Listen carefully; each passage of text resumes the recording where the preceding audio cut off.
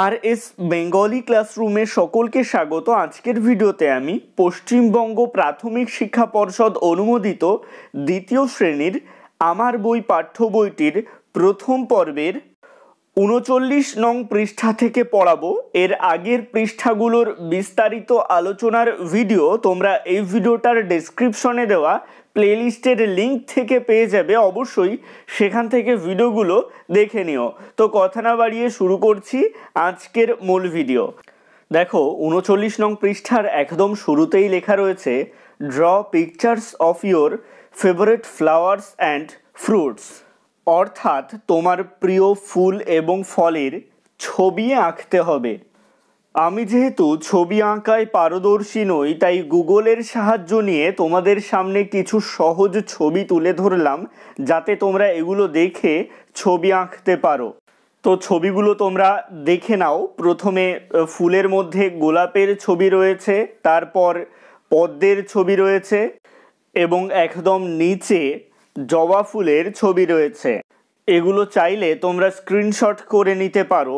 আর ফলের মধ্যে রয়েছে প্রথমে আমের ছবি, তারপরে পেয়ারার ছবি, তারপরে কলার ছবি।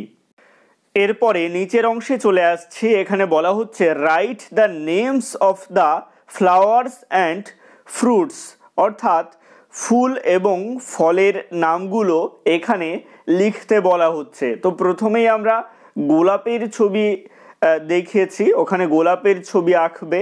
তো গোলাপ এর ইংরেজি হবে রোজ, তারপরে রয়েছে পদ্ম, এর ইংরেজি হবে লোটাস, তারপরে রয়েছে জবা ফুল, এর ইংরেজি হবে চায়না রোজ। আর ফলের মধ্যে প্রথমে রয়েছে আম, যার ইংরেজি হবে ম্যাঙ্গো, তারপরে রয়েছে পেয়ারা, যার ইংরেজি হবে গুয়াভা, তারপরে রয়েছে কলা, যার ইংরেজি হবে বেনানা। এবারে চলে আসছি ৪০ নং পৃষ্ঠায়। এইখানে বলা হচ্ছে লিসেন অ্যান্ড সে, অর্থাৎ শোনো এবং বলো। এখানে অনেকগুলো তরমুজের ছবি দেওয়া আছে। দেখো, আমরা জানি তরমুজ এর ইংরেজি ওয়াটারমেলন। তো এই ওয়াটারমেলন নিয়ে ছড়া রয়েছে এখানে। প্রথমে আমরা ছন্দ সহকারে ছড়াটা আগে পড়ে নিই।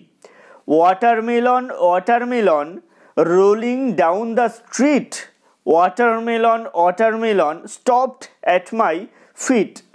তো এর অর্থটা জেনে নাও। ওয়াটারমেলন ওয়াটারমেলন তরমুজ তরমুজ রোলিং ডাউন দ্য স্ট্রিট, অর্থাৎ রাস্তায় গড়িয়ে পড়ছে। ওয়াটারমেলন ওয়াটারমেলন তরমুজ তরমুজ স্টপড অ্যাট মাই ফিট, আমার পায়ের কাছে এসে থেমে গেল। তারপরে দেখো কি লেখা রয়েছে, I put him in my wagon and took him home, I hopped he liked it and would not try to roam.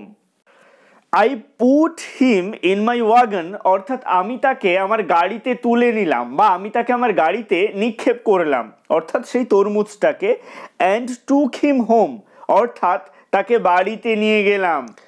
I hoped he liked it, অর্থাৎ আমার আশা সে এটা পছন্দ করবে।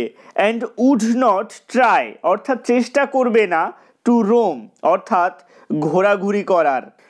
আজকের ভিডিওটা এই পর্যন্তই। পরবর্তী পৃষ্ঠাগুলোর বিস্তারিত আলোচনা তোমরা পরবর্তী পার্টের ভিডিওতে পেয়ে যাবে। আজকের ভিডিওটা ভালো লাগলে অবশ্যই একটা লাইক করে দিও এবং একই ক্লাসের বন্ধুদের সাথে ভিডিওটাকে শেয়ার করতে ভুলো না। ভালো থেকো, সুস্থ থেকো সকলে, আর অবশ্যই আর এস বেঙ্গলি ক্লাসরুমের সাথে থেকো।